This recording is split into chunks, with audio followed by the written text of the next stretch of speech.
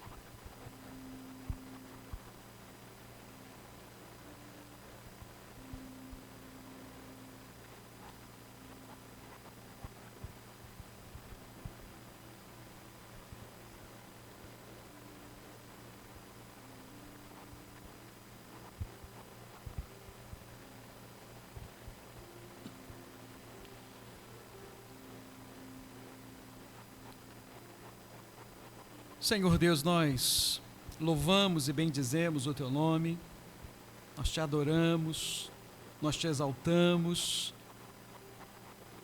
nós Te glorificamos por tudo que o Senhor é.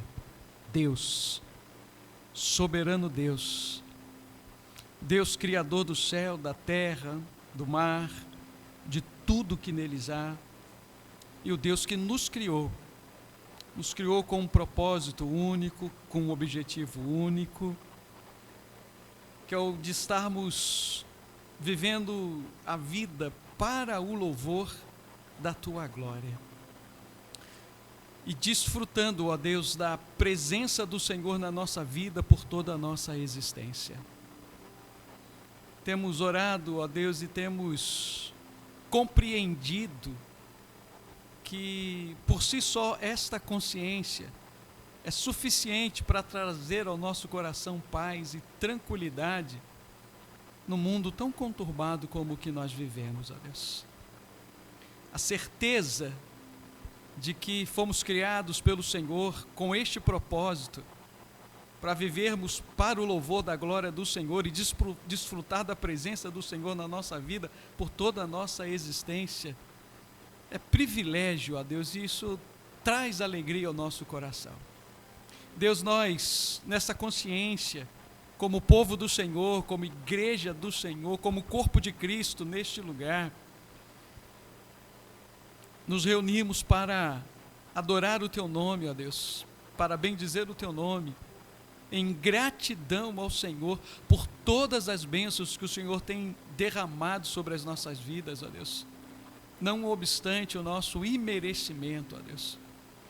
E em especial, nós nos reunimos nesta noite, ó Deus, para agradecer ao Senhor pela existência do presbitério Serra Mar, ó Deus, ao longo destes 2 anos. 2 anos de bênçãos, ó Deus, sem dúvida nenhuma. 2 anos em que o Senhor tem nos ensinado muito, 2 anos em que o Senhor tem conduzido, ó Deus, este presbitério segundo a boa, santa e perfeita vontade do Senhor, ó Deus. Agradecemos por todos os pastores, agradecemos, ó Deus, por todas as igrejas, agradecemos, ó Deus querido, pela mesa executiva deste presbitério, ó Deus, e rogamos ao Senhor que permaneça, ó Deus, com a boa, santa, misericordiosa mão sobre a vida deste presbitério, ó Deus, e que este presbitério seja bênção, ó Deus, para todas as igrejas jurisdicionadas, em nome do Senhor Jesus, o teu Filho amado, amém e amém, Deus. Nós vamos ler Salmos 46. Eu na igreja, na nossa liturgia, eu costumo convidar a igreja a fazer esta leitura de forma alternada. Então, assim como nós, pastores e presbíteros, na reunião do presbitério também usamos Bíblia, né, e sobretudo hoje nós estamos neste culto de adoração e gratidão ao Senhor, vocês também estão com Bíblia. Abram comigo então suas Bíblias, Salmos 46, e aí nós vamos fazer essa leitura também de forma alternada. Aninha já projetou para a gente aqui, ó, na melhor das versões, Aninha? NVI? Muito boa. Então, quem não está com Bíblia, ou quem... Vamos fazer aqui, né? Vamos ler aqui. Como eu estou na mesma versão, sentados mesmo como estão os irmãos, poderão comigo fazer esta leitura alternada. Eu ímpares, vocês pares. Deus é o nosso refúgio e a nossa fortaleza, auxílio sempre presente na adversidade. Por isso não temeremos, ainda que a terra trema e os montes afundem no coração do mar.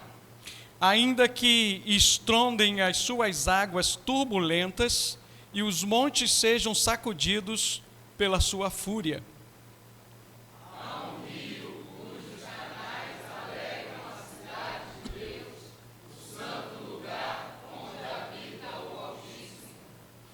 Deus nela está, não será abalada. Deus vem em seu auxílio desde o romper da manhã. Nações se agitam, reinos se abalam, ele ergue a voz e a terra se derrete. O Senhor dos exércitos está conosco. O Deus de Jacó é a nossa torre segura.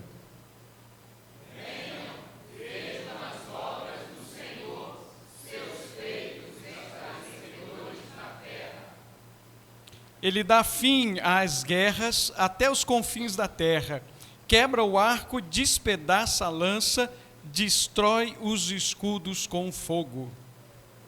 Parem de lutar, saibam que eu sou Deus, serei exaltado entre as nações, serei exaltado na terra.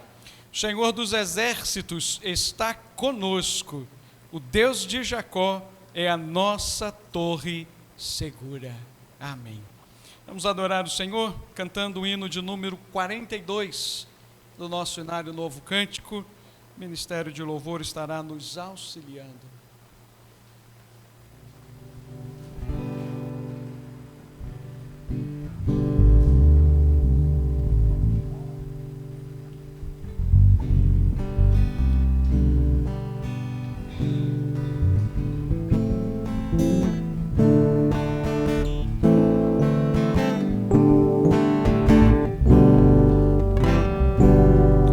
A Deus demos glória,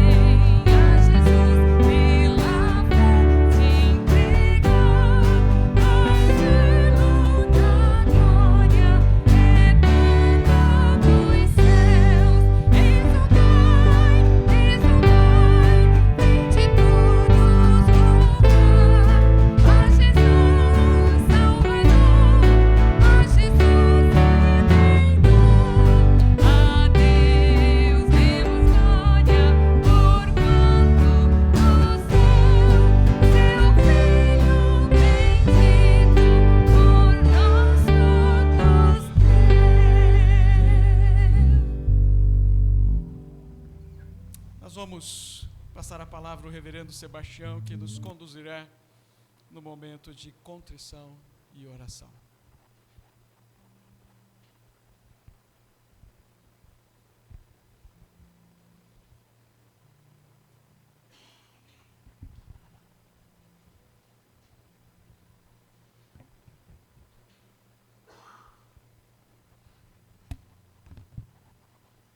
A paz de meus irmãos. A palavra de Deus, no Salmo 41, versículo 4, ela nos fala assim: disse eu, compadece de mim, Senhor, sara a minha alma, porque pequei contra ti. Todos nós sabemos que somos pecadores, somos perdoados, mas somos pecadores. O nosso alvo é pecar amanhã menos do que nós pecamos hoje. E hoje, menos do que nós pecamos ontem. Ou seja, nós estamos ainda em fase de crescimento. Nós ainda não alcançamos a estatura de varonilidade perfeita. Por isso, nós pecamos. E nós devemos estar agora confessando a Deus os nossos pecados. Então vamos tirar esse momento para confessarmos ao Senhor o nosso pecado. Em silêncio, cada um fazendo a sua oração a Deus. Confessemos ao Senhor.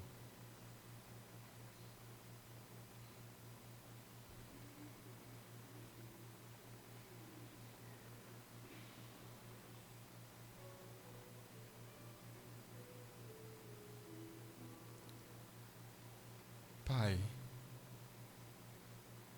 sabemos que temos cometido pecados por atos, pensamentos, ações. Muitas das vezes, ou na maioria das vezes, nós não queremos fazer isso. Mas somos pecadores e acabamos fazendo, Senhor. Mas se o Senhor é fiel e justo para nos perdoar, para perdoar os nossos pecados.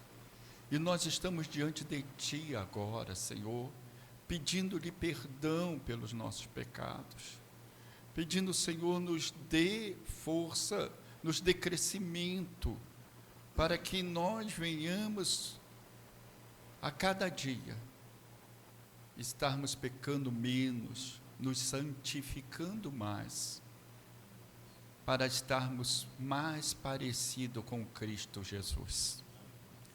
Abençoa, Senhor, o Teu povo, abençoa a Tua igreja e perdoa os nossos pecados, em nome de Jesus. Amém, Senhor, amém, amém. Vamos passar a palavra para o reverendo Ed Wilson, que estará dando prosseguimento ao nosso trabalho.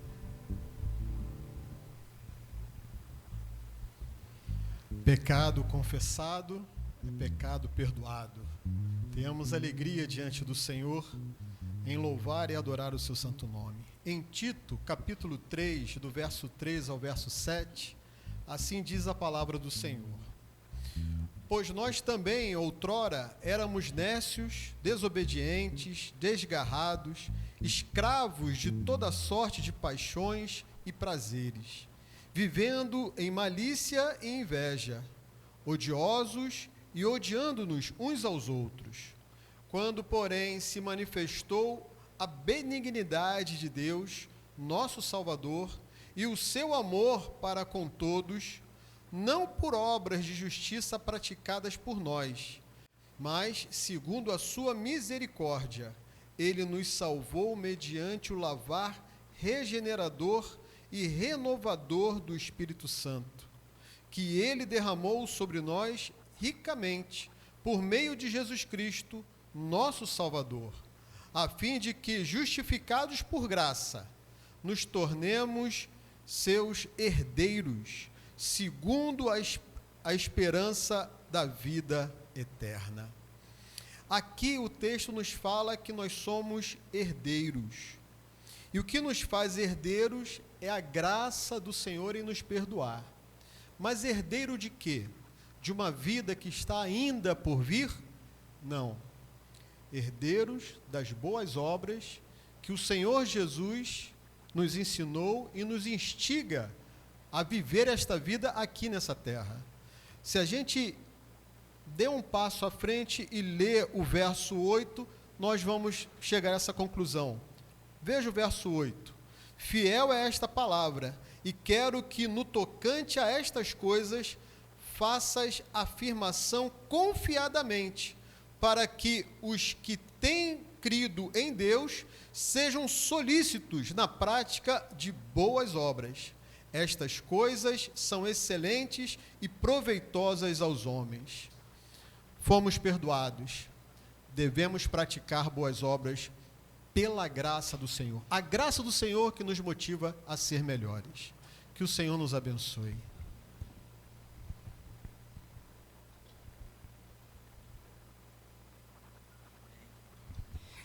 Boa noite, queridos. Gratos ao Senhor pelo perdão dos pecados. Eu quero convidar a amada igreja a ficar de pé. Já quero convidar aqui o grupo de louvor para se preparar. Abra a sua Bíblia, primeiro livro das Crônicas, no seu capítulo 16. Nós estaremos lendo do verso 8 ao verso 14, irmãos. Primeira Crônicas, no seu capítulo 16, do verso 8 ao verso 14. Vamos ler todos juntos, irmãos queridos. Amém? Amém.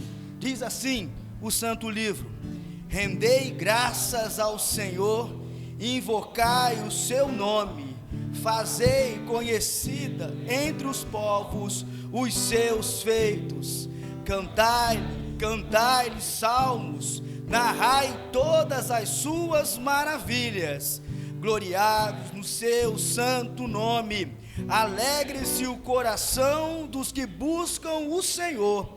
Buscai o Senhor e o seu poder, buscai perpetuamente a tua presença.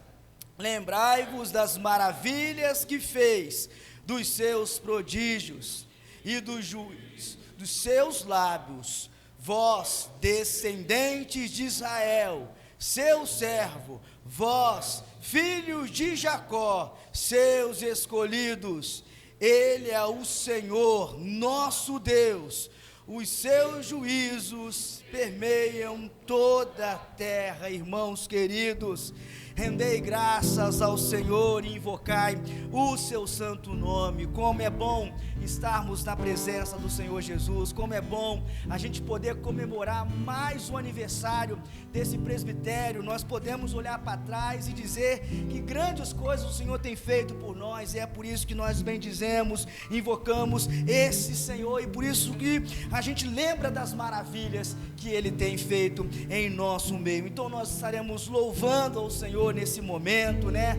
As 8 igrejas aqui reunidas, IP Âncora, IP Jardim Marileia, IP Central de Rio das Ostras, IP Cidade Praiana, Casimiro de Abreu, 1ª e 2ª, Cachoeira de Macaé, Barra do Sana. Vamos então nesse momento ter o nosso momento de confraternização. Você pode sair do seu lugar aí, né? Talvez você chegou aí bem na correria, então pode sair do seu lugar, vai lá, aperte a mão do seu irmão e vamos então assim nos alegrar nesse Deus, nesse Senhor, porque o Senhor é bom, queridos irmãos. Louvemos e adoremos o Senhor.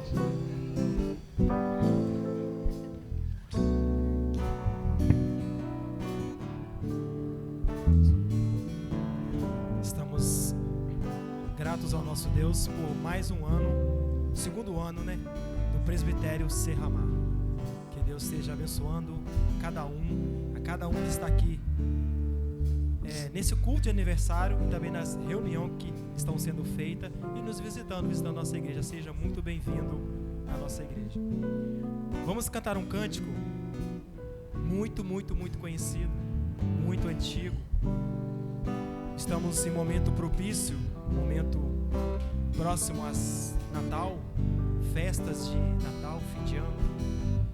Esse canto diz assim: nas estrelas vejo a sua mão e no vento ouço a sua voz.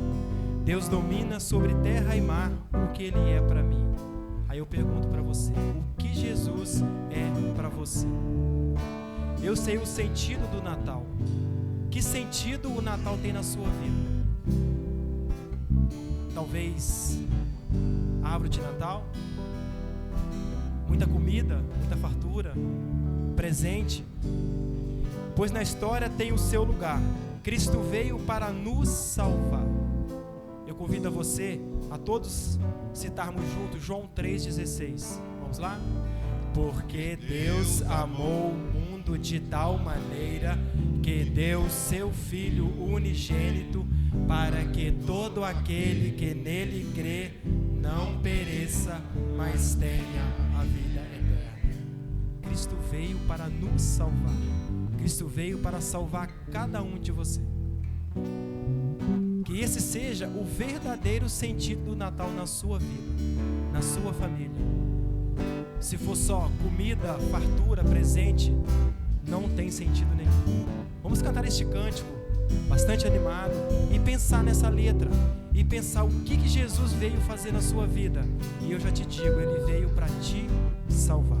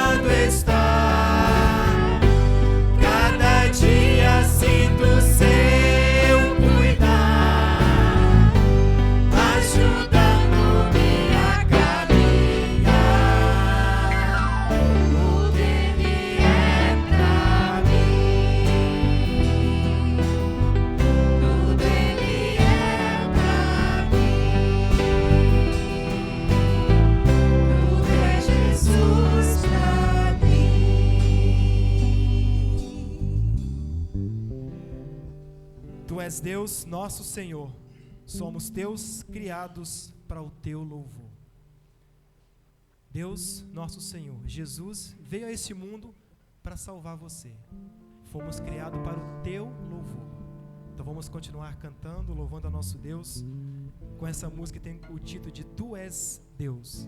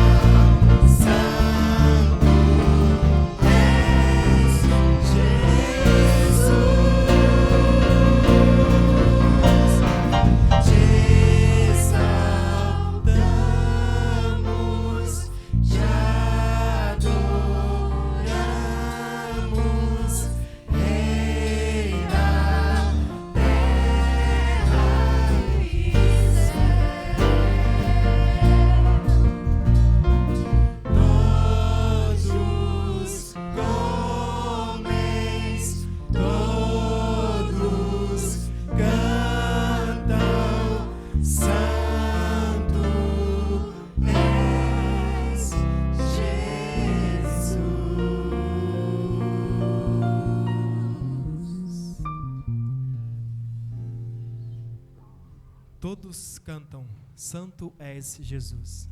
Que possamos ter em nossos corações esse sentimento. Jesus é santo em nossas vidas. E vamos cantar, Te amo, Deus, Tua graça nunca falha. Pensa nessa graça como a salvação que Jesus deu a você. Pensa nessa graça como o sacrifício de Cristo ali na cruz. O preço da salvação tão alto, que nenhum de nós seríamos capazes de pagar. Jesus veio, morreu ali naquela cruz para nos purificar. Ressuscitou o terceiro dia e por isso Ele nos dá essa graça de nos dar a salvação, de podermos estar aqui hoje cantando nesse coral tão lindo, tão maravilhoso para o nosso Deus.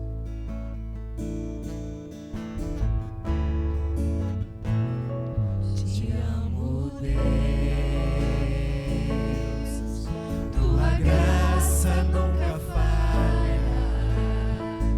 Todos os dias eu estou em Tuas mãos.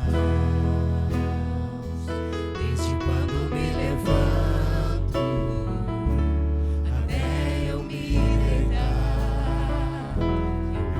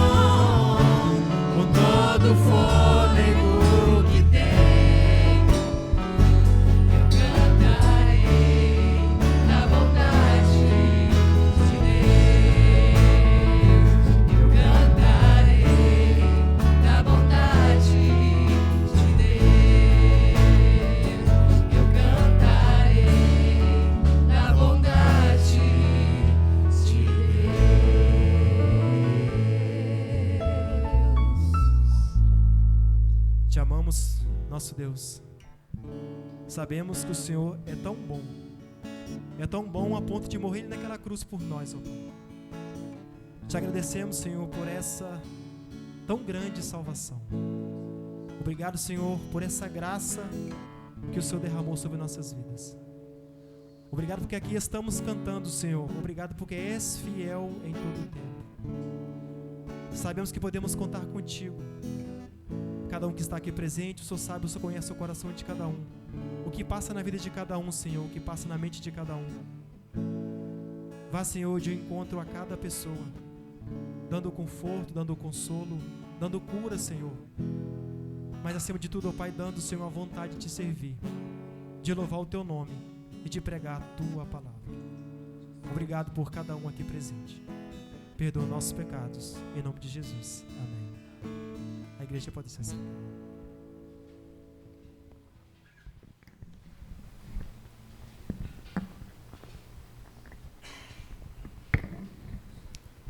Boa noite, queridos. Graça e a paz da parte do Senhor Jesus. Amém? Parece que foi mês passado que nós estávamos reunidos na Igreja Presbiteriana do Marileia, juntamente com o Presbitério Macaé, tratando do desmembramento, passando pela experiência de dar os primeiros passos no que envolve a organização desse presbitério, e hoje já estamos completando aí 2 anos, né? 2 anos, como acabamos de cantar aqui, com a bondade, com a graça do Senhor, nos acompanhando, nos sustentando em todo o tempo, e na certeza de que ela continuará a nos acompanhar, a nos sustentar, a nos dirigir, e a gente louva a Deus por isso. E nesse culto de 2º ano de aniversário do Presbitério Serra Mar, quando nós tivemos a CE do ano passado, né, a comissão executiva do ano passado, estivemos pensando sobre as possibilidades desse culto, nós intentamos ou desejamos no coração de trazer alguém de fora que pudesse ministrar a palavra do Senhor ao nosso coração, e fora colocado na mesa o nome do reverendo Carlos Vitor. E meu último ato como presidente desse presbitério foi chamar o Carlos Vitor para pregar aqui. E eu fui bem sucedido, né, Carlos? Que está aqui hoje. E a gente agradece, querido, desde já, pela disposição de nos atender. O reverendo Carlos, ele é pastor em Jaconé, também vice-presidente do Sínodo Costa do Sol, né? O seu presbitério é Costa do Sol também, né? Correto? Está acompanhado da sua esposa, que o Senhor abençoe ela também, Jaqueline, estou certo? Tá? Eu vou convidá-lo aqui à frente para que possa estar também se apresentando melhor. Alguns oficiais da minha igreja já o conhecem pelas aulas online no seminário, né? Obrigado, querido.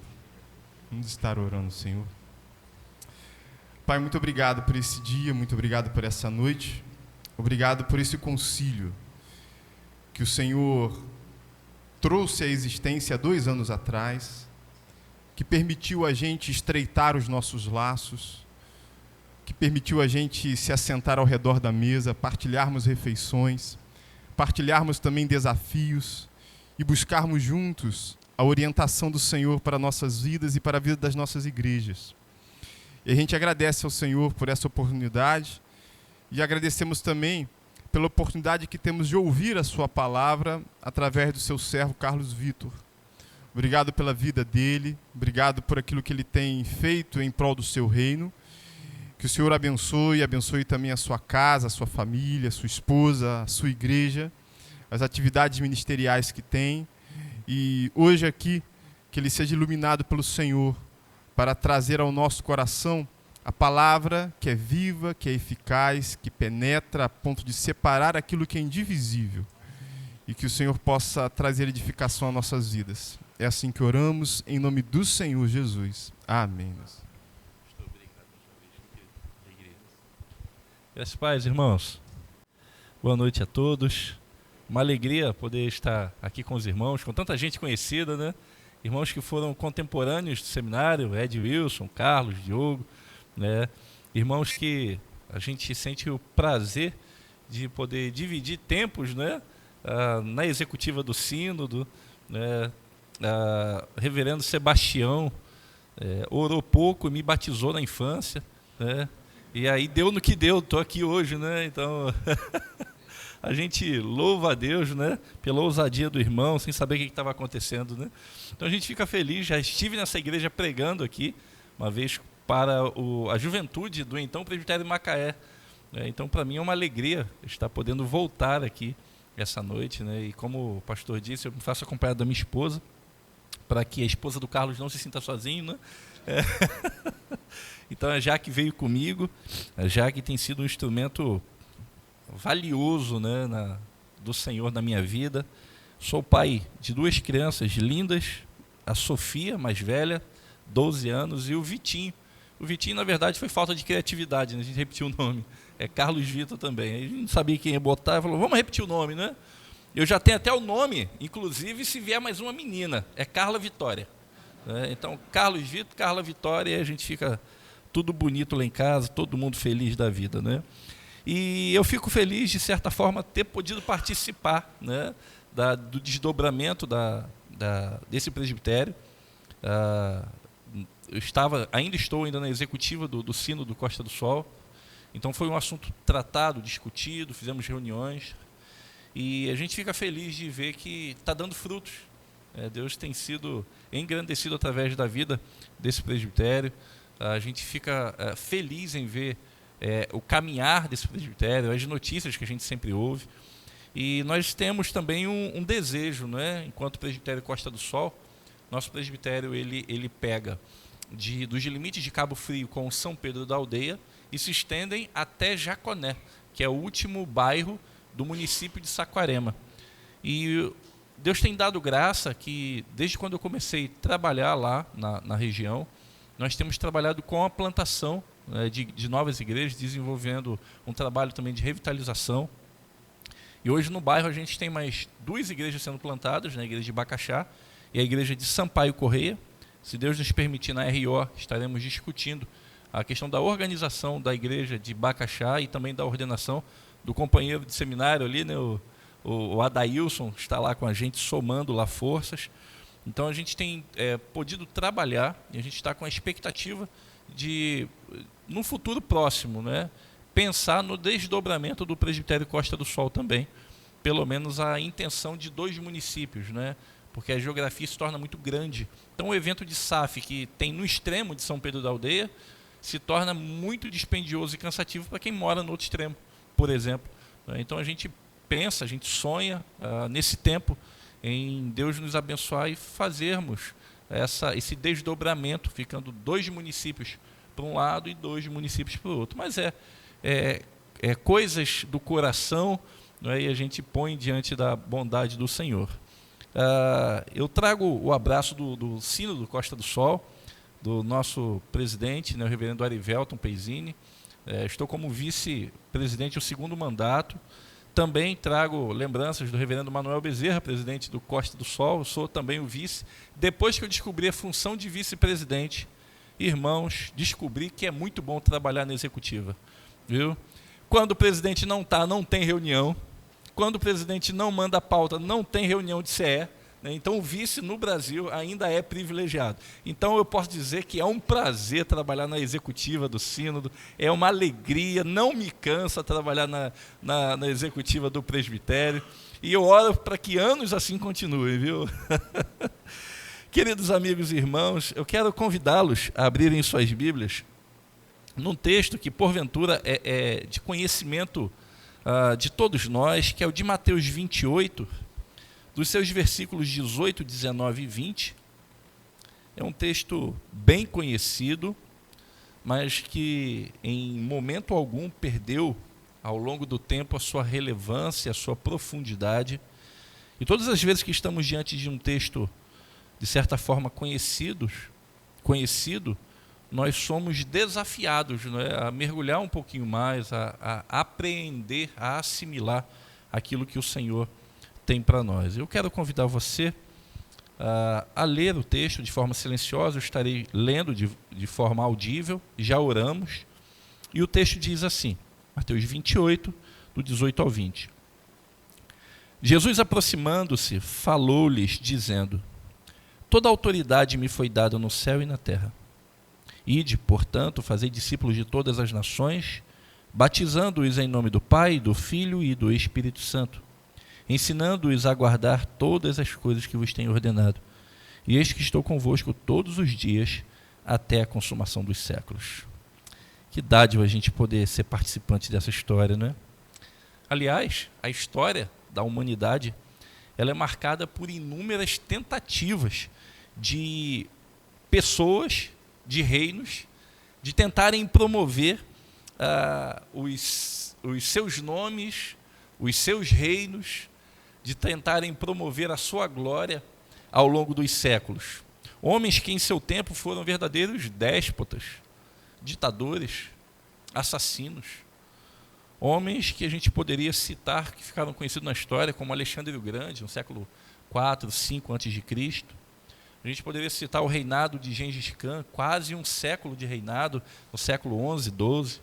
A gente poderia citar, inclusive, Adolf Hitler, o promotor de grande desavença na Europa e assim, consequentemente, no mundo todo. Pessoas que hoje nós conhecemos mais pelas histórias, pelos livros, pelas narrativas, por filmes, mas a gente percebe que não há muito legado, né? Pessoas que foram submetidas aos escombros da história ao passar do tempo. Cada um desses que eu citei aqui fazem parte dos 7 maiores líderes de toda a história, 7 maiores impérios que foram soterrados ao longo desse tempo.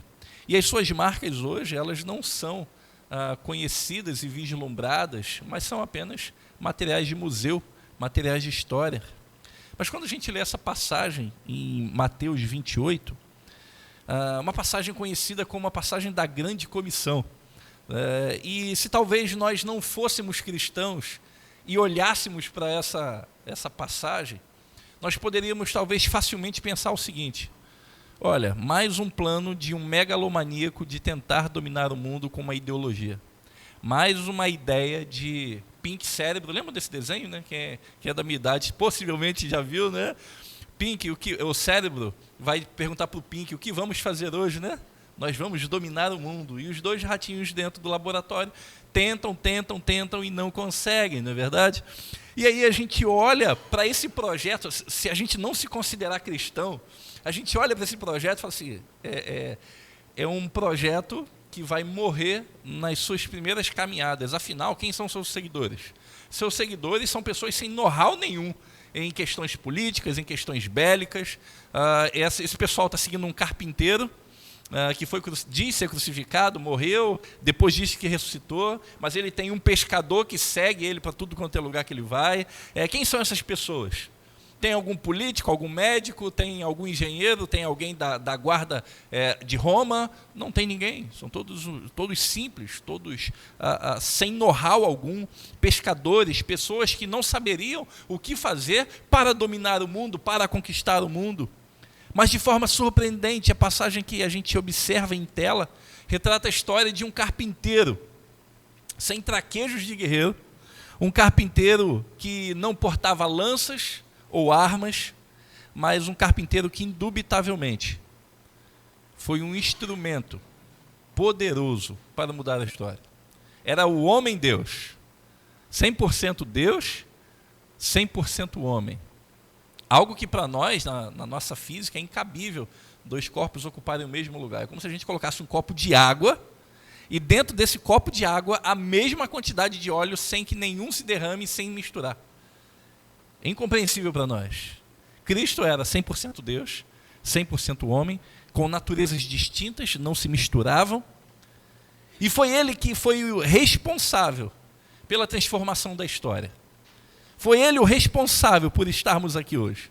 Esse carpinteiro, Jesus Cristo, o Verbo encarnado, o pão vivo que desceu do céu e habitou entre nós, cheio de graça. João vai dizer que os nossos olhos viram, as nossas mãos tocaram, o Emanuel, Deus conosco. Ele não trouxe à baila quando ele vai falar agora as suas últimas expressões antes de ser assunto aos céus, ele não traz à baila, ele não traz o assunto como algo novo. Olha, eu estou enviando vocês de uma forma nova, de uma forma apenas conhecida na história desse momento, e vocês vão fazer agora novos discípulos, vocês vão batizar, vocês vão ensinar. Na verdade, o que Jesus está dizendo para nós não é algo novo, mas é algo já visto na história, que por vezes passa despercebido. Mas o que a gente observa é o resgate daquilo que Gênesis 1:28 vai narrar. Gênesis 1:28 a gente vê a narrativa de Deus falando com Adão e Eva, falando assim para Adão e Eva: olha, vocês vão crescer e se multiplicar, vocês vão espalhar homens, mulheres sobre essa terra. Só que a gente vê que o processo ele sofreu impeditivos, como a questão do pecado. E essa convocação de encher a terra, e agora com sacerdotes, não era uma convocação nova, mas era uma convocação que nas primeiras linhas de Gênesis nós já tínhamos ali. Então a proposta de Mateus 28, do 19 ao 20, não é outra proposta, senão o resgate da vocação do homem antes da queda. Se Adão e Eva estavam no paraíso sem queda, todos os filhos que eles gerassem seriam o quê? Sacerdotes. Se eu tenho um filho formado diante da presença de Deus, conhecedor de Deus, que ame a Deus, esse filho é um sacerdote de Deus. Adão, no paraíso, ele desfrutava ali de ser o rei daquele paraíso e de ser um sacerdote. Ele dominava a criação e ele se relacionava com o Criador. Ele tinha essa prerrogativa de rei e sacerdote. Quando ele cai, isso é perdido. Ele é expulso do paraíso. E agora, todos os seus filhos, se nascessem algum antes da queda, seriam espalhados sobre a face da terra, como sendo sacerdotes do Senhor. Então a ideia que a gente tem quando a gente olha para o Éden, é que a gente está vendo ali um templo, um lugar que Deus habita e se relaciona com a sua criação, através de um sacerdote. E agora a ideia não era mais ocupar somente o Éden, mas espalhar a glória de Deus sobre toda a criação, permear a terra de sacerdotes do Senhor, de pessoas que vão metro a metro, se formando e espalhando a glória de Deus. Essa passagem que nós lemos de Mateus 28, nos mostra a beleza da bondade e da misericórdia do Senhor em retomar esse projeto lá de Gênesis 1:28 e fazer com que o seu santo nome seja conhecido em cada canto do universo, de tornar o seu santo nome glorificado entre todos os povos, entre todos os centímetros desse universo criado. Por vezes a gente lê o texto da Grande Comissão e a gente é levado, até por influência de escola dominical, influência que a gente tem dentro de quando a gente estuda os evangelhos, e a gente é levado a sempre fazer ênfase do discipular, do batizar, do ensinar. Contudo, a profundidade desse texto é mostrar-nos que o novo Adão, Jesus Cristo, retomou o plano inicial, que era fazer com que a glória de Deus fosse conhecida sobre a face da terra. E aí a gente observa Gênesis 1:28, como temos dito. Após a criação do homem e da mulher, Deus ordena esses para serem fecundos. Eles estavam no paraíso, puros, perfeitos. Só precisavam obedecer ao Senhor e se multiplicarem sobre a face da terra. A ordem não era para os seus filhos ficarem no Éden, mas era para se espalhar. Portanto, desde o princípio, o projeto era expandir a glória de Deus além dos limites do Éden, mas sobre toda a terra. Mas a gente conhece a história. Pelos desvios de Adão, o pecado tomou lugar, e Gênesis 1:28 ficou impossível de ser cumprido. Esse pecado de Adão foi um impeditivo grave, pelo qual agora o mal, o pecado, precisaria ser tratado. Obrigado, meu irmão, você vai direto para o céu, viu? E diante dessa realidade de Mateus 18, 19 e 20, como a ideia de um resgate, e não algo novo, mas um resgate, a gente pode tentar compreender um pouquinho essa noite, deter a nossa atenção, talvez naquilo que ficaria para nós exposto como os bastidores dessa grande comissão. A gente olha para essa história e vê uma história bonita, não é? No final tudo deu certo. A gente olha para essa história e vê essa história sendo narrada de uma perspectiva vitoriosa. Claro, somos nós, os vitoriosos em Cristo, que narramos a história. E aí eu fico imaginando, à beira-mar, Jesus com seus discípulos, 500 pessoas segundo a narrativa de Lucas, observando Jesus, e ele dá as suas palavras finais. Ide por todo mundo, preguem o evangelho, batizem. E Jesus é assunto aos céus. Que final feliz, diante de uma narrativa de histórias tristes.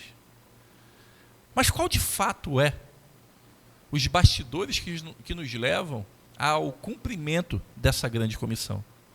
Primeiro, nesses bastidores, a gente precisa entender que eventos anti-glória de Deus, antidoxológicos, eventos que são contra a glória de Deus, foram e continuam sendo impeditivos para essa grande comissão. Olhar para esse contexto de Mateus nos faz perceber que, aparentemente, tudo estava girando em torno do mau sucesso da obra de Jesus. Jesus, por um lado, ele apanha, depois ele é acusado, tentam matar Jesus, até que Jesus efetivamente é preso, espancado e morto.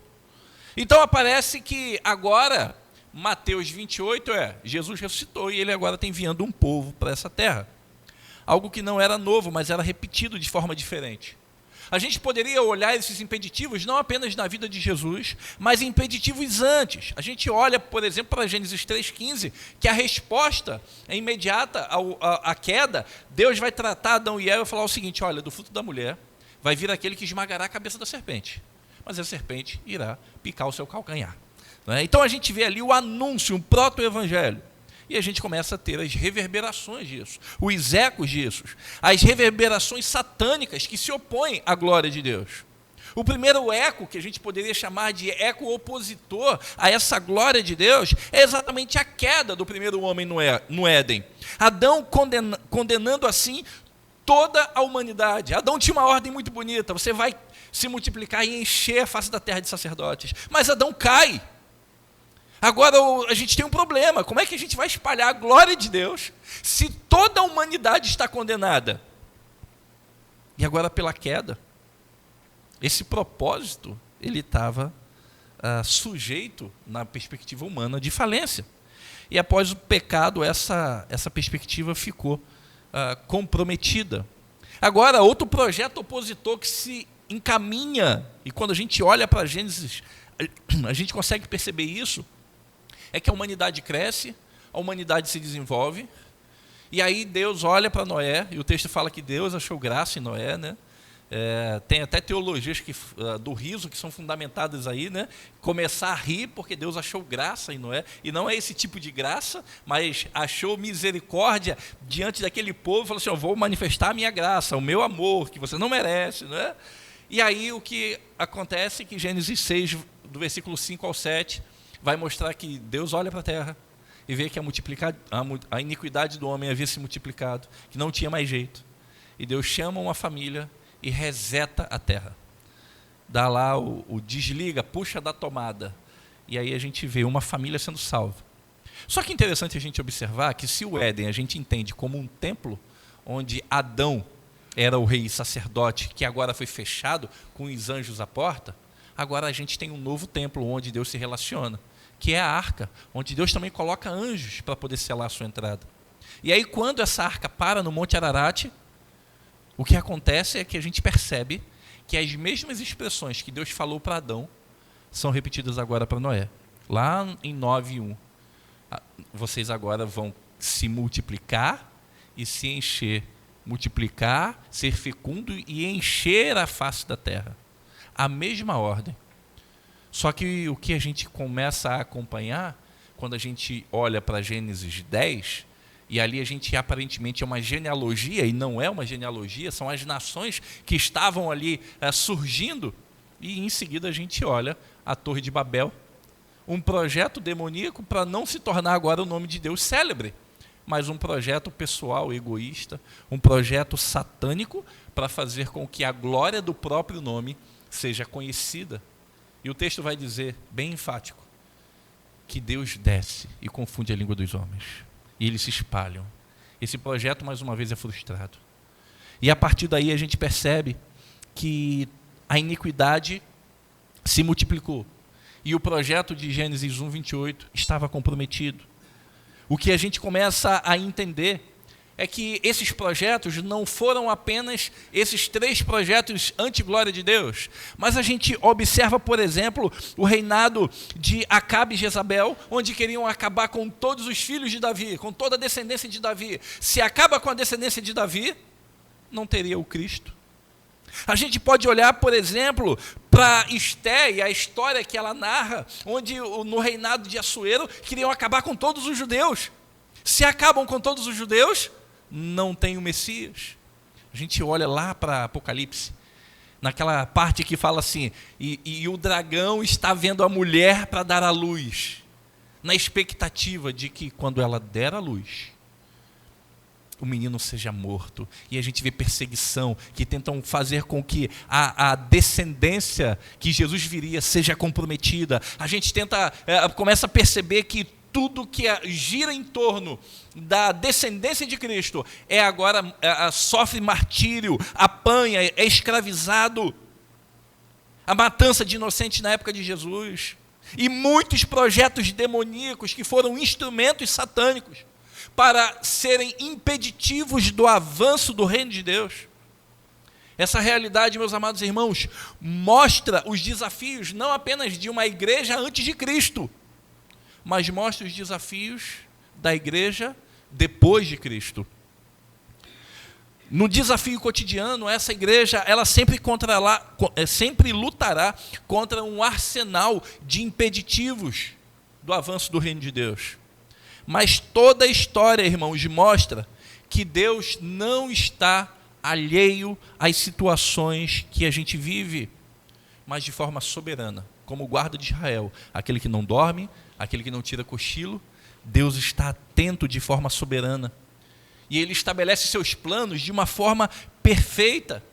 E o resultado a gente já sabe. Somos mais que vencedores, através daquele que nos amou primeiro.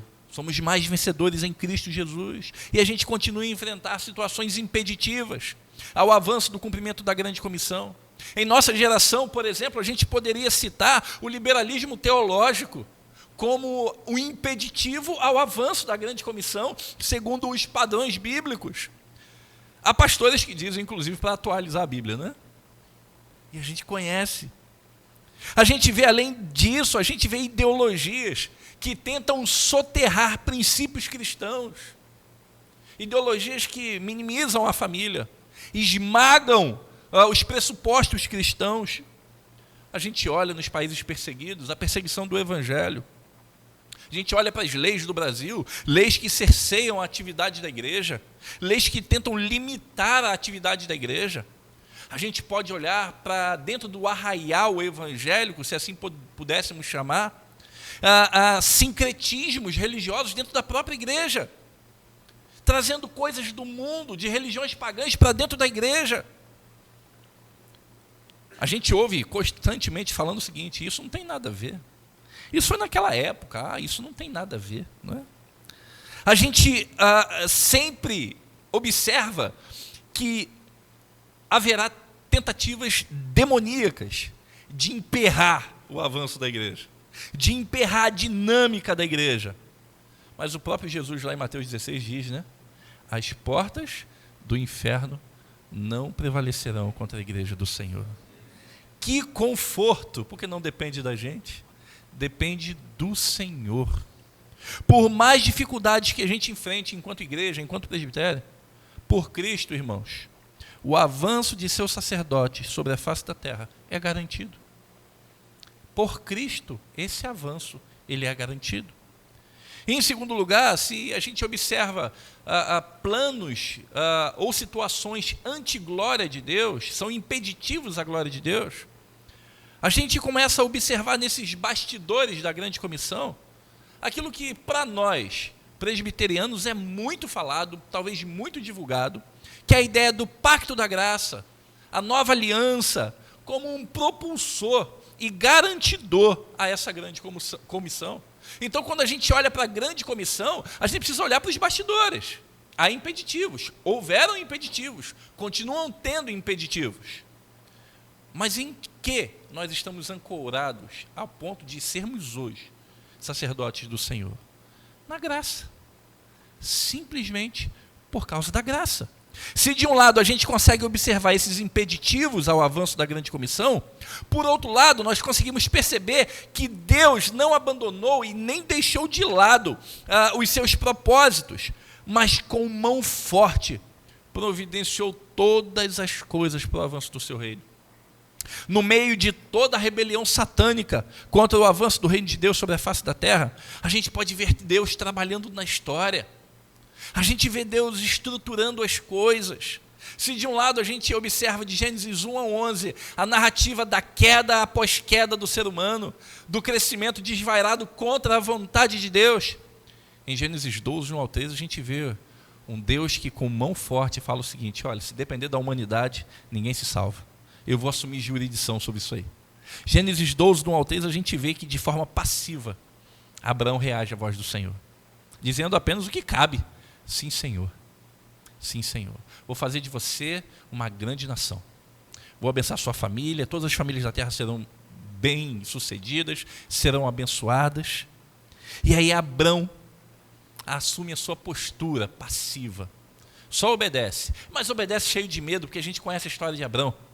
Não confia, tem outro filho fora do casamento, não confia na provisão do Senhor, fala que Sara não era sua esposa, mas era apenas a sua irmã, e agora Sara vira esposa de Faraó, e depois Faraó descobre, e a gente vê exatamente a reprodução do pecado, do medo. Mas Deus falou assim: eu não mandei, vai dar certo, vai acontecer. E apesar dos erros e tropeços de Abraão, Deus o abençoa de maneira exponencial. Não vemos essa postura ativa, mas uma postura passiva. E aí, o legal disso tudo é que Deus não foge a tudo aquilo que a história está narrando. Deus não apenas pega Abraão e fala o seguinte: vou fazer e ponto final. Deus segue o curso da história, mostrando que Ele está participando. Não é um Deus que deu corda no relógio e nos abandonou, mas é um Deus que intervém na nossa história, é um Deus que fala a nossa língua, é um Deus que se relaciona com a gente. A gente olha para Gênesis 15. Gênesis 15, 12 em diante, a gente vê a formalização dessa aliança, onde uma espécie de reconhecimento de firma é feito. Deus chama Abraão, prepara lá, Abraão, prepara aí as ofertas, tora as ofertas ao meio, e assim como nós reconhecemos firma hoje, por exemplo, quando vamos vender um carro ou um terreno, você tem duas partes, você tem um acordo de ambas as partes. Então os dois precisam assinar, os dois precisam reconhecer firma. Só que aqui no texto, o acordo era o seguinte: como é que era esse reconhecimento de firma? Eles partiam uma oferta ao meio, um animal, e passavam dentro desse. Então, a pessoa do outro lado passava para cá e esse passava para lá, e aí o pacto, a aliança estava feito. Só que a gente olha para o texto e vê que Abraão dorme. E a gente vê que o texto vai narrar que a glória de Deus, o fogo, passa para lá e passa para cá. É como se Deus estivesse falando assim: Abraão, não depende de você essa aliança, mas essa aliança é unilateral, só depende de mim. Não importa o que você vai fazer, essa aliança nunca será quebrada, porque não foi feita a partir da sua aprovação ou a partir do seu comprometimento, mas a partir da minha vontade exclusiva. E Abraão é passivo mais uma vez. Ele dorme e Deus cumpre esse pacto. E aí a gente continua olhando que de forma unilateral, Deus agora assume a jurisdição. As cláusulas do contrato não dependeriam de Abraão, e nem da humanidade, mas somente do Senhor. A gente vê Gênesis 17, Deus homologando a ratificação da aliança, a instituição da circuncisão, mostrando que o povo de Deus seria livre de toda impureza pela fé de Abraão. Aí essa aliança de Gênesis 12, ela é homologada em Gênesis 15, ratificada em Gênesis 17 e testificada em Gênesis 22, quando Deus chama Abraão e fala assim: olha, me dá Isaac aqui. Dá Isaac aqui, eu vou matar Isaac, eu quero que você ofereça seu único filho para mim. E aí, no momento de oferecer Isaac, quem aparece? O cordeiro. O que Deus está falando é o seguinte: olha, Isaac representa a humanidade, e cordeiro representa o meu filho. O meu filho vai morrer pela humanidade, para que essa humanidade seja abençoada eternamente. E aí a gente observa que dentro dessa perspectiva abraâmica, ele sendo livrado pelo cordeiro, a sua descendência seria garantida. Esse pacto da graça, essa aliança, é o apontamento para a nova aliança em Jesus Cristo, quando ele assume o posicionamento de cordeiro na ceia. Na ceia, era muito comum, como era a ceia pascal, eles teriam que ter na ceia as ervas amargas, o vinho, o animal assado. Só que Mateus, Marcos, Lucas e João e Paulo, quando vai falar lá em Atos, Coríntios 11, ninguém cita o cordeiro. Mas era ceia pascal. Tinha que ter um cordeiro. Porque, de forma unânime, os evangelistas e Paulo compreendiam que o cordeiro era o próprio Cristo Jesus. A aliança da graça agora é conhecida como a nova aliança. E em Cristo, pelas promessas que Deus fez a Abraão, em Cristo, a garantia de sermos chamados sacerdotes é homologada. Em Cristo, somente por Cristo, temos a certeza da homologação das promessas divinas. Pelas promessas de Deus a Abraão, a gente pode desfrutar da nova aliança, que traz garantia a todo o desenrolar dessa grande comissão. O que garante a continuidade da promessa é que em Jesus, nós hoje estamos melhor do que Adão esteve no paraíso. Em Jesus hoje, irmãos, nós estamos muito melhor do que Adão esteve no paraíso. Como assim? Adão não tinha pecado, não tinha nada, mas ele tinha uma cláusula: se você pecar, você vai morrer. A gente olha para Romanos 5, por causa de um homem só entrou o pecado no mundo. E aí quando Cristo morre em nosso lugar, naquela cruz, ele está falando o seguinte: para aqueles que foram contaminados por conta do pecado, hoje, na minha morte e ressurreição, essas pessoas se encontram justificados. Portanto, o pecado que eu vou cometer amanhã, quando Cristo morre na cruz do Calvário, ele já morre para que eu seja liberto dele. Ele não morreu apenas pelo pecado que eu cometi hoje, mas pelo pecado do meu filho, ou do filho que ainda vai nascer, ou de uma geração que está para aparecer. Cristo já se sacrificou. E aí esse novo Adão, que nos garantiu essa nova filiação, e a gente percebe que sim, Adão, no primeiro Adão todos caíram, em Cristo temos a justificação dos nossos atos, a aliança entre Deus e os homens, através do derramar do sangue de Jesus, nos habilita a sermos seu povo, como 2 Pedro diz, somos seu povo, sacerdotes do Senhor, povo de propriedade exclusiva de Deus. E aí o projeto de Gênesis 1:28 é resgatado, fazendo com que os sacerdotes do Senhor se espalhem sobre toda a terra, tornando conhecido o nome do Senhor e a sua glória. Portanto, a gente pode dizer que a grande comissão é a execução dos planos do Senhor, apontados desde o início da criação e retomados por Jesus. Fazemos parte desse povo santo, dessa nação de sacerdotes. E aí a gente olha para o texto no versículo 18 e diz: e Jesus se aproximando, falou-lhes, dizendo. Sabe aquela autoridade que Adão teve lá em Gênesis 1:28? Ele perdeu por conta da queda.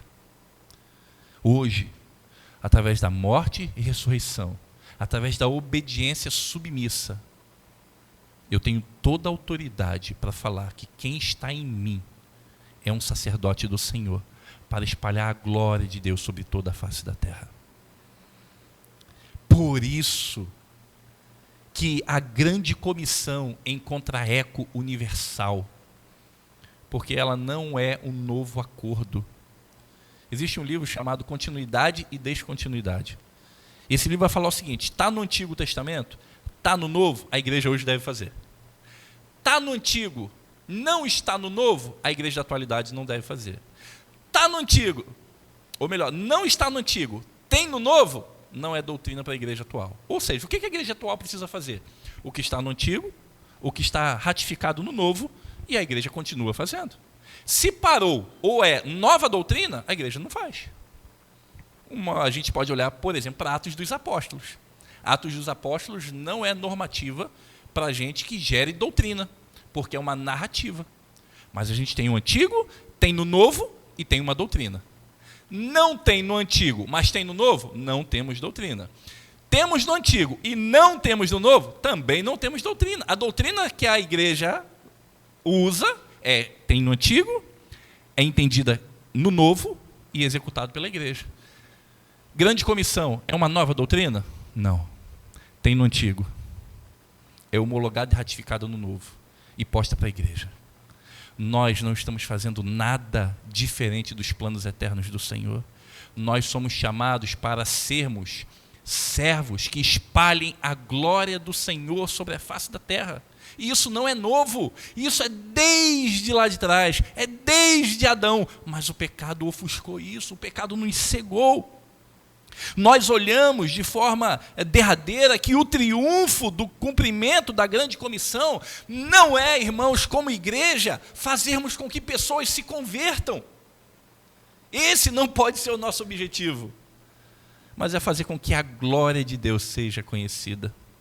Observando o enredo da história da salvação, a gente pode compreender esses bastidores da grande comissão, onde tudo foi devidamente preparado para que Gênesis 1 e 28, 9 e 1, multipliquem sobre a face da terra, fossem cumpridos em Mateus 28, de 19 ao 20. Portanto, fazer discípulos, batizar e ensinar é, em outras palavras, gerar filhos espirituais.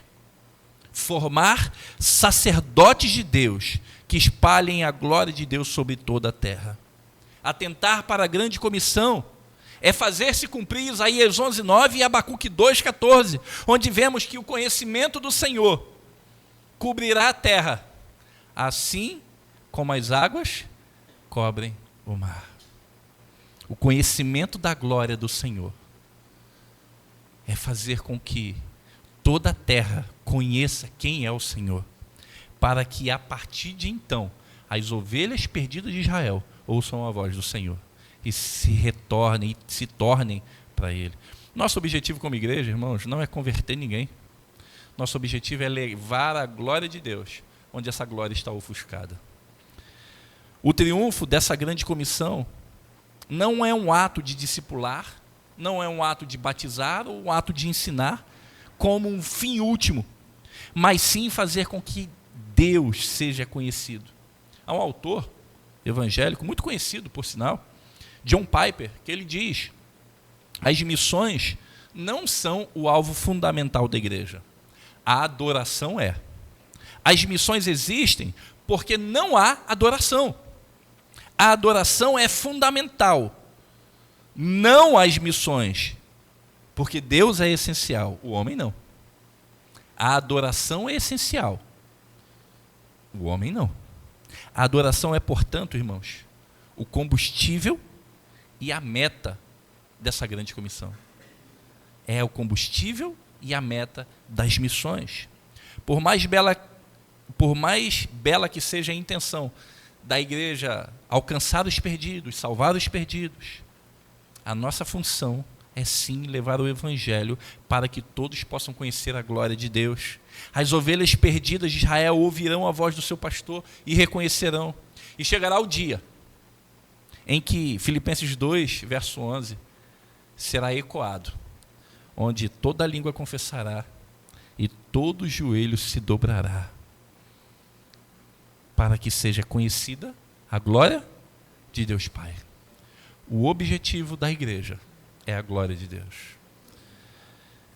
Para finalizar, meus amados irmãos, o presbitério Serra Mar hoje, nesses 2 anos de luta, esses 2 anos de organização, nada mais justo do que relembrar que sempre haverá impeditivos no cumprimento da missão de vocês. Sempre haverá impeditivos satânicos para que a expansão do reino seja prejudicada.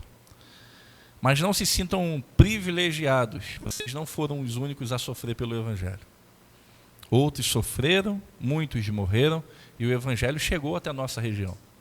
Talvez o mais antigo da nossa região seria o pastor Sebastião, não é? Conhecimento da região aqui. E sabe quanto que o evangelho demorou a alcançar o patamar que hoje a gente tem. O inimigo de nossas almas sempre arquitetará contra a igreja do Senhor. Nunca haverá um tempo que a gente gozará de plena paz. O inimigo sempre vai arquitetar contra a igreja do Senhor. Mas nós não devemos temer. Vimos nos bastidores de uma história com final feliz que sempre há tristeza, lutas, perseguições, guerras que são travadas. Mas eu gostaria de terminar esse sermão parafraseando Billy Graham, onde disse, eu li a última página da Bíblia, vai ficar tudo bem. Que não sejamos, irmãos, conhecidos na história como homens que tentaram cravar os próprios nomes na história, formar reinos, impérios, mas que sejamos homens conhecidos por seguirem o carpinteiro, o homem das mãos furadas, o soberano Senhor, o Emanuel, que instaurou o seu reino de paz, justiça, amor, através de sua morte e sua ressurreição. Que nossos atos sejam conhecidos em levar um reino diferente, diferente das intenções seculares, das intenções mundanas, e que o único nome que queremos fazer conhecido é o nome do Senhor. Todos os reinos passaram, viraram história, irmãos, mas o reino que investimos o nosso tempo, a nossa vida, a nossa força, esse é um reino eterno. Que Deus assim nos abençoe. Amém. Passo a palavra para...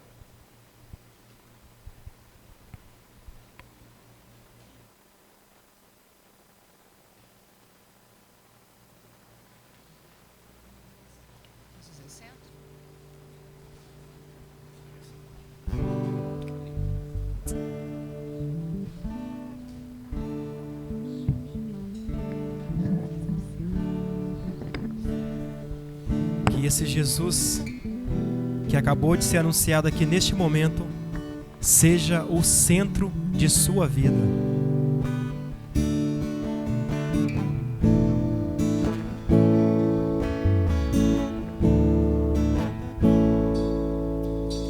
Jesus é o centro de tudo que há. Jesus é o centro de tudo que há. O início e o fim, desde a eternidade, tudo é sobre Jesus. Jesus. Jesus é o centro de tudo que há.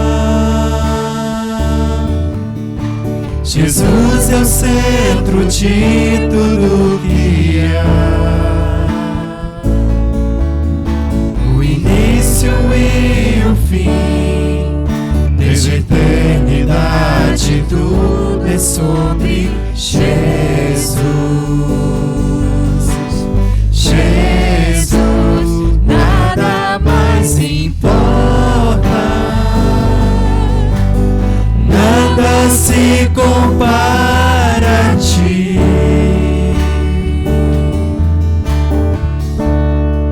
Jesus, tu és o centro e tudo aponta para ti.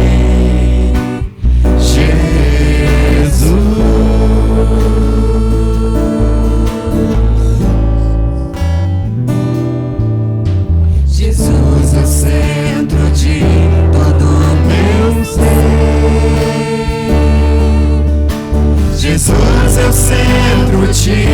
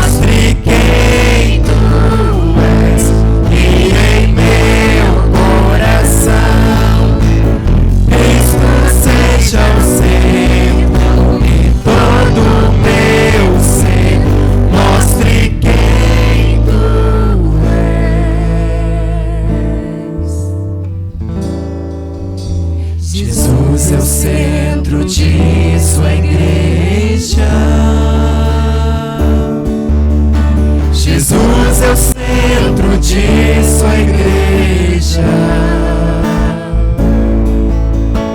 Um dia ele virá, como igreja eu vou me encontrar com Jesus.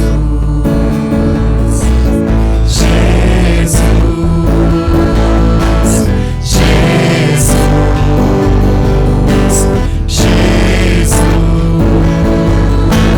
Jesus, Jesus.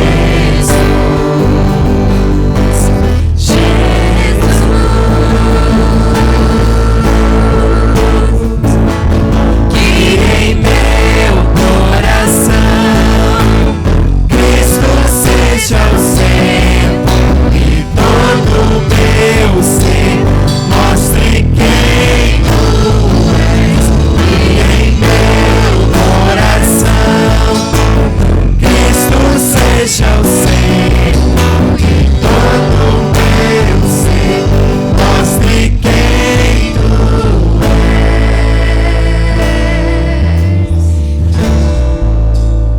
Jesus.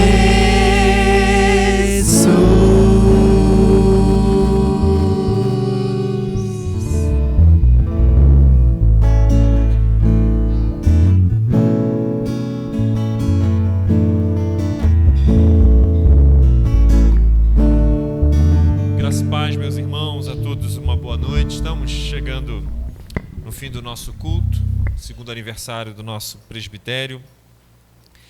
E nós louvamos a Deus, louvamos ao Senhor com os nossos lábios, com o nosso coração cheio de gratidão por tudo aquilo que o Senhor tem feito nas nossas vidas, na breve história desse presbitério, já mencionado pelo reverendo Gilmar aqui no início, pastor da igreja local, já mencionado também pelo reverendo Diogo, pastor da igreja de Jardim Marileia, também mencionado pelo reverendo Wagner, pastor da igreja de Rio das Ostras. Então, cabe a nós, queridos, a gratidão nesse momento, essa gratidão final aqui. Então, particularmente, agradeço a Deus pelos pastores deste presbitério, pelos presbíteros deste presbitério, pelos diáconos deste presbitério, por todas as nossas igrejas que têm demonstrado uma seriedade, um comprometimento ímpar com a causa do Evangelho. Então digo particularmente como que eu sou grato a Deus e me sinto orgulhoso de pertencer a este grupo de gente comprometida com a proclamação do Evangelho de Cristo Jesus. Que o Senhor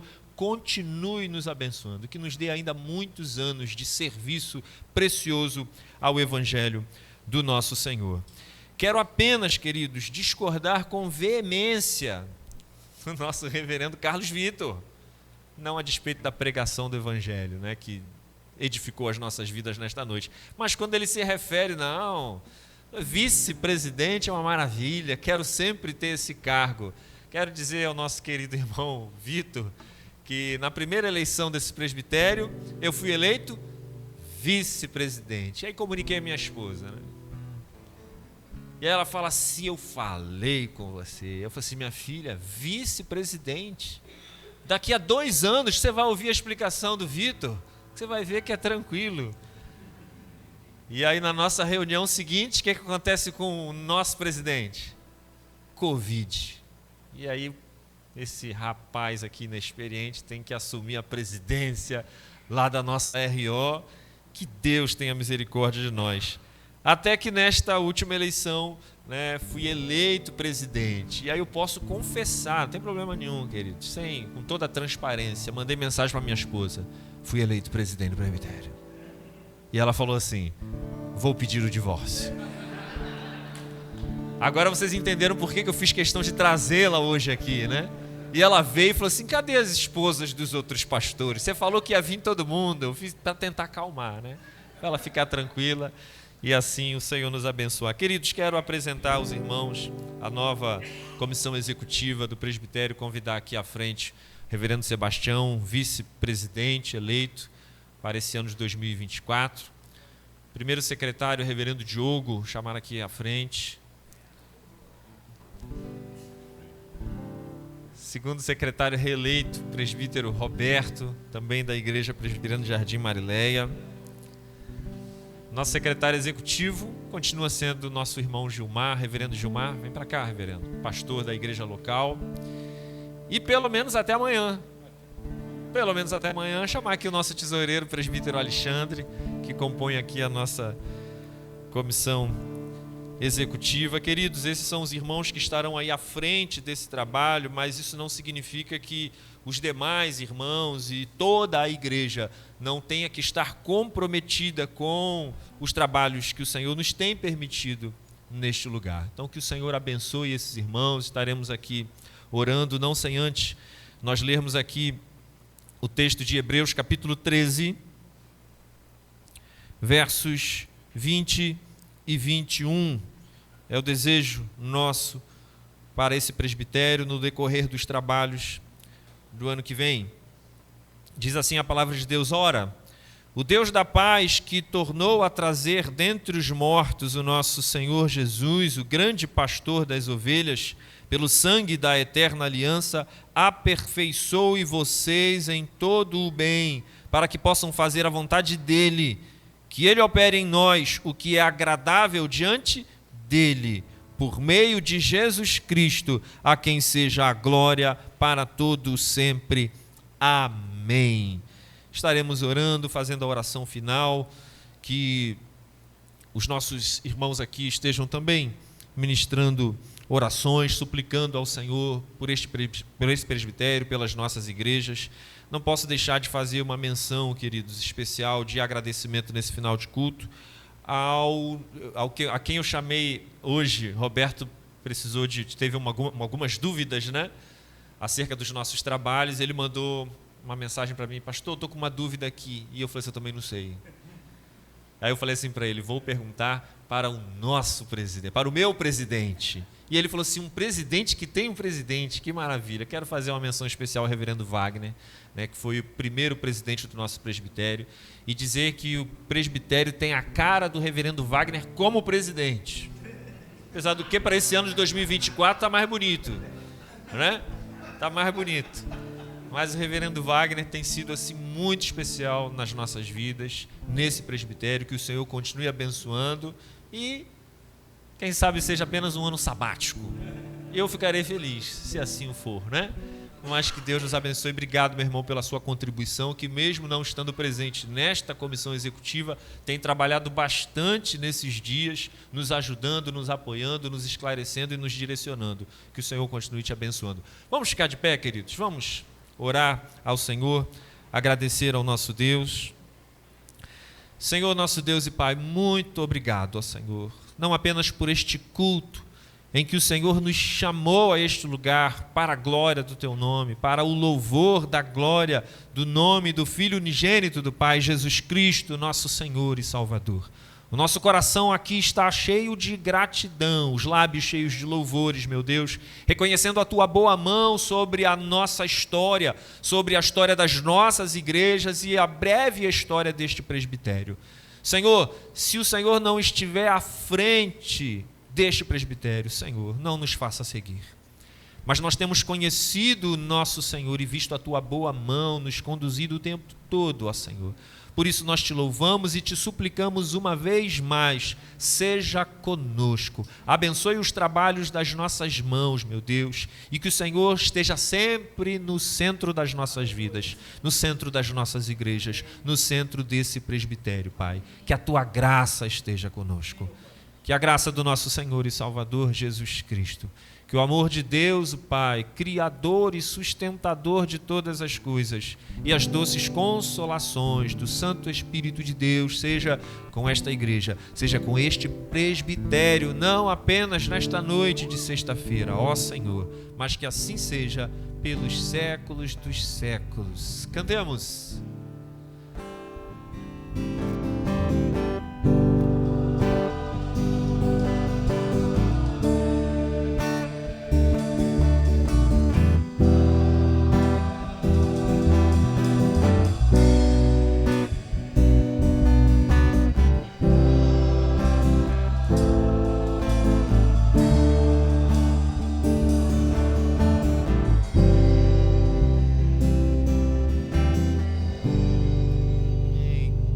Abençoe a todos. Ainda teremos um momento de confraternização no final e que não dure muito tempo, que ainda temos trabalhos a realizar nesta noite no nosso presbitério.